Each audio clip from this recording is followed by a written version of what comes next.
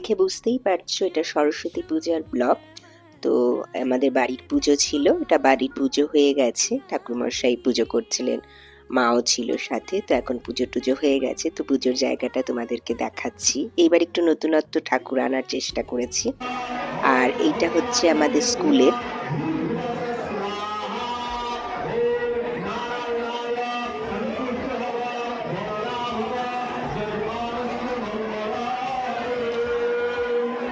তো এটা আমাদের স্কুলের ঠাকুর আর স্কুলের ডেকোরেশন, আর স্কুলেও যজ্ঞ টজ্ঞ হচ্ছে।